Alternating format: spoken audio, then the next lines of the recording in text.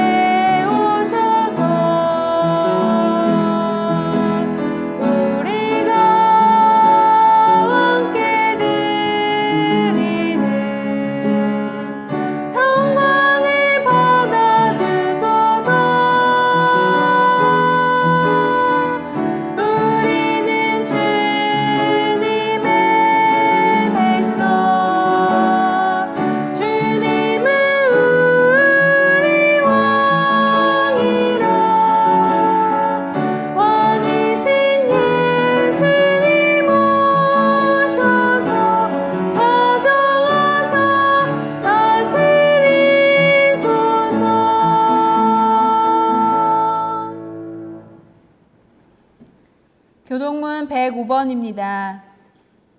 여호와께 감사하라. 그는 선하시며 그 인자하심이 영원함이로다. 여호와께 감사하고 그의 이름을 불러 아뢰며 그가 하는 일을 만민 중에 알게 할지어다.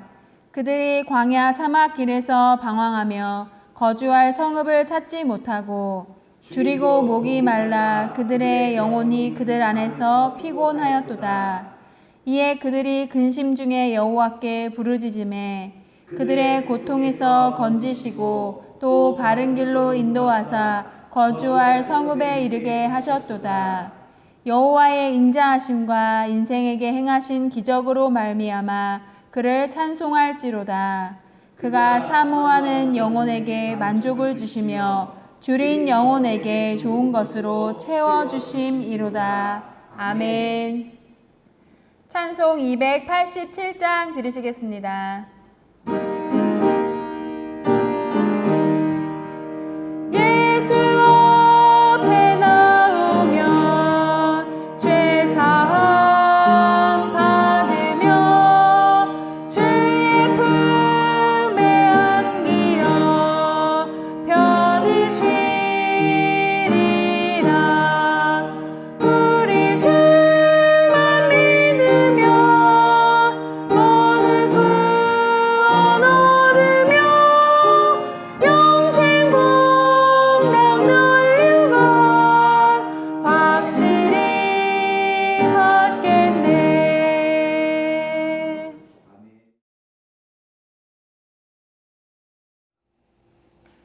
사랑하는 수당중앙교회 믿음의 가족 여러분, 가정에서 또한 예배당에서 예배드리는 여러분의 삶 속에 주님의 평강이 늘 함께 하시기를 다시 한번 기도하겠습니다.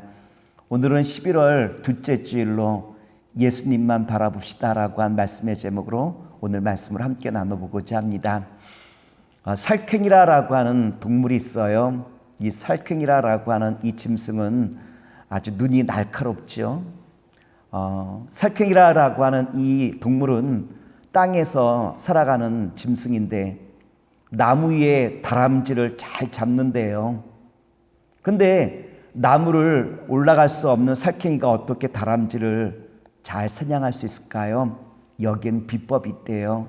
그 비법이 뭐냐면 살쾡이가 아주 매서운 눈으로 그 다람쥐를 쳐다보면 다람쥐는 살쾡이 그 눈에서 나오는 그 강렬한 빛에 두려움으로 말미암아 벌벌 떨다가 그 나무에서 뚝 떨어져 살쾡이 그 발 앞에 떨어지게 되어지면 살쾡이가 덥석 이 다람쥐를 물고 간다고 합니다.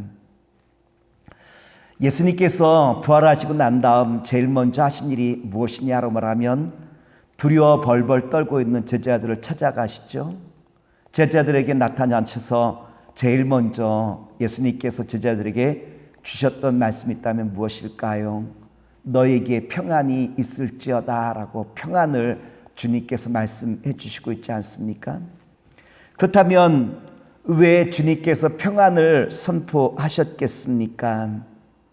사람이 그 마음에 두려움이 있을 때 한 걸음도 나갈 수 없다라고 하는 거예요.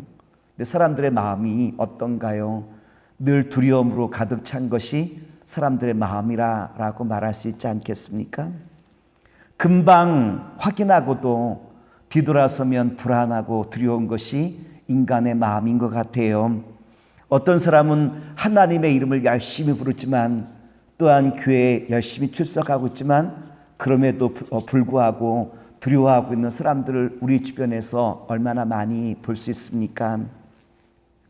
왜 이와 같이 사람들의 마음이 두려울까요?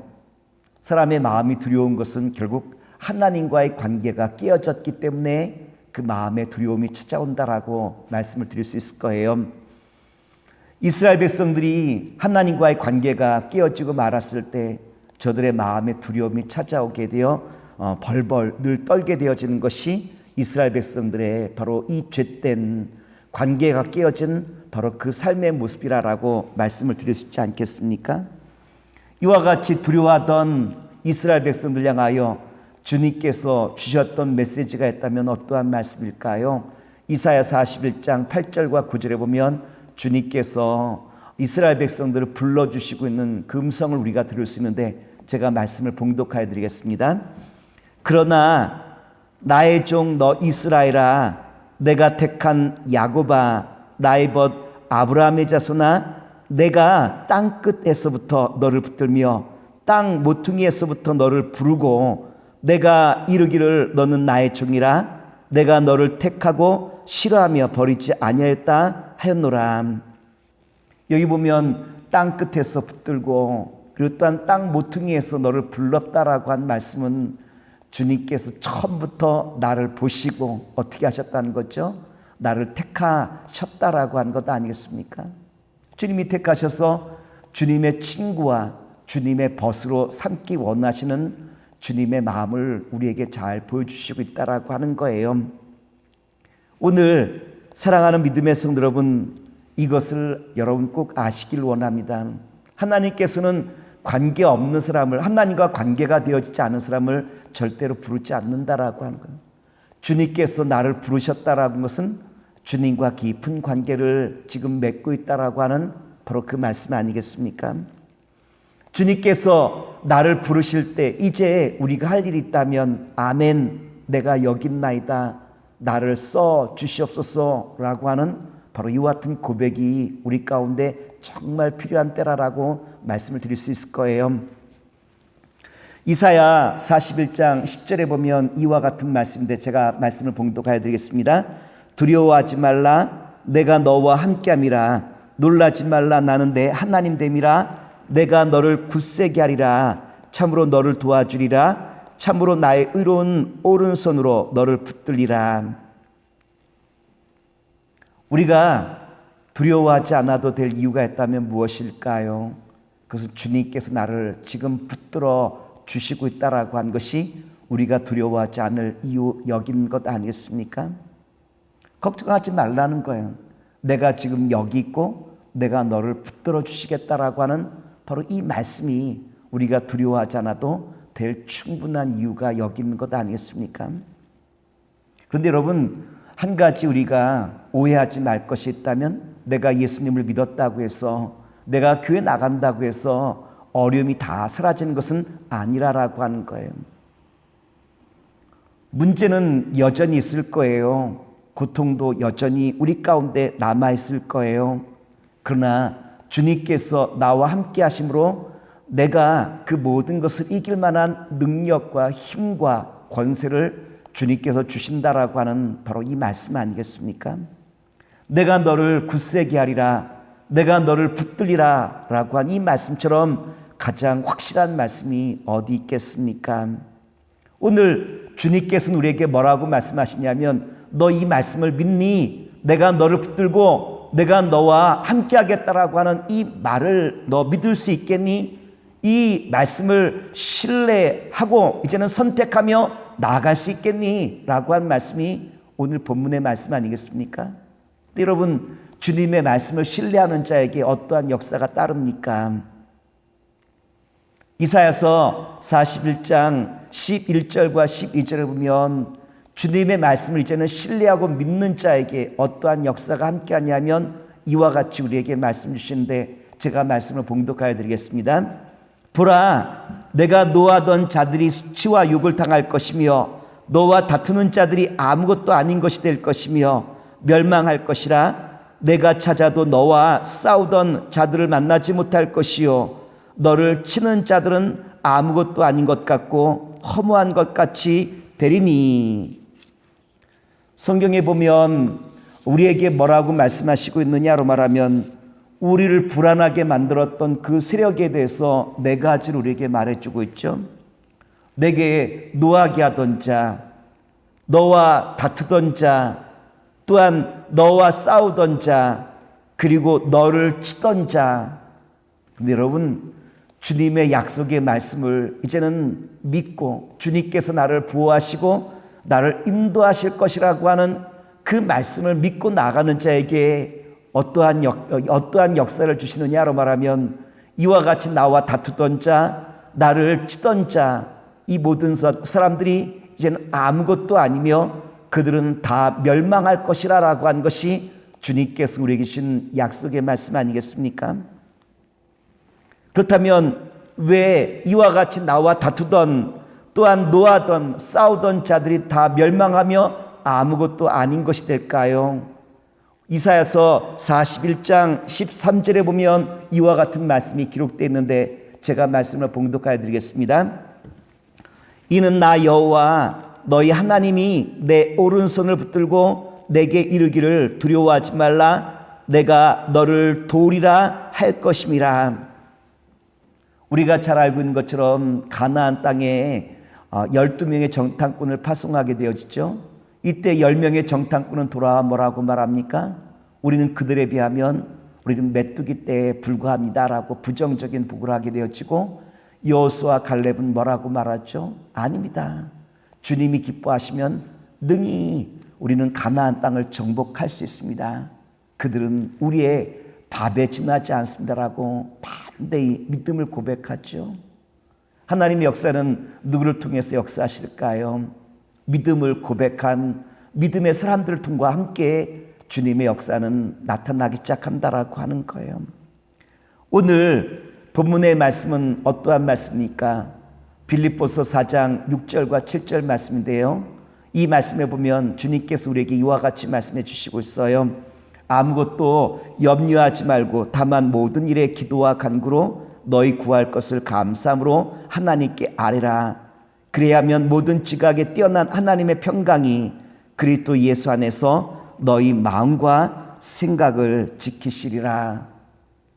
사랑하는 믿음의 성도 여러분, 언제 주님의 역사가 나타났죠?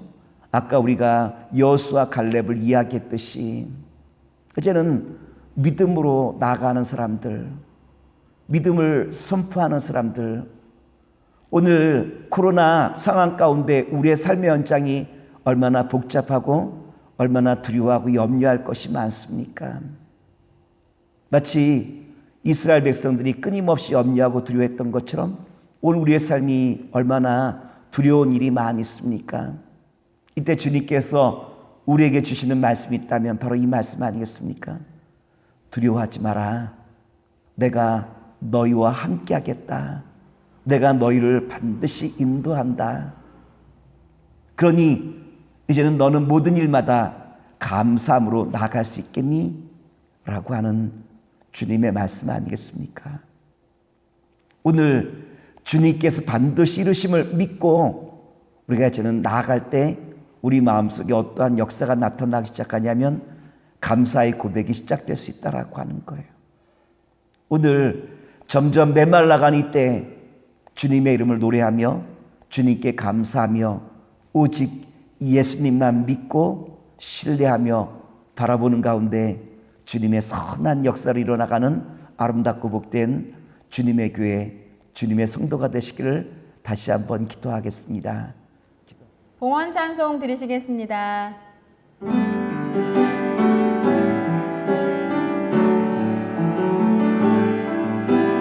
내게 있는 여유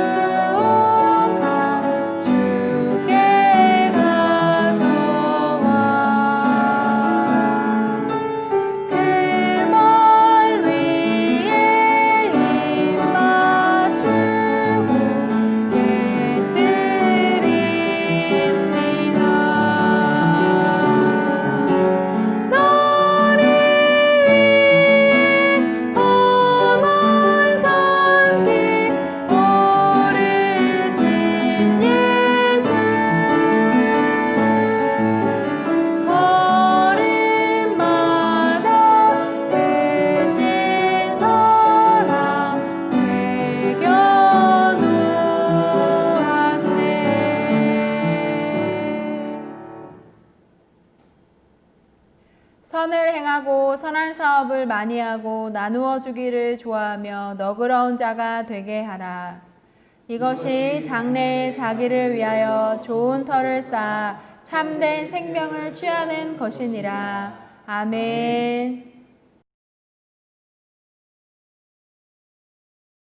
사랑의 주님, 오늘 주 앞에 저희들 나와 주의 음성을 들은 주의 거룩한 자녀들, 때로는 세상이 들려주는 이런저런 이야기 때문에 두려워하고 걱정도 하고 염려도 되지만 오늘 주님이 주신 말씀을 의지하여 주님을 온전히 믿고 신뢰하기만 할 때, 이제는 주님을 신뢰할 때 그 마음에 감사가 쏟아지는 것이고, 그 감사함으로 나갈 때 반드시 주님께서 사랑하는 성도와 교회를 통하여 한 시대와 한 역사를 이끌음을 저들이 이제는 배웠사오니, 주여 우리 사랑하는 서당중앙교회와 믿음의 성도를 통하여 한 시대와 한 역사를 감당할 수 있도록 주께서 믿음을 더하여 주시옵소서. 이제는 우리 주 예수 그리스도의 이름으로 무한하신 아버지 하나님의 사랑하심과 성령님의 역사심이 예배를 마치고 돌아가는 주의 백성들 위해 이제로부터 영원토록 함께 하시기를 간절히 축원하옵나이다. 아멘.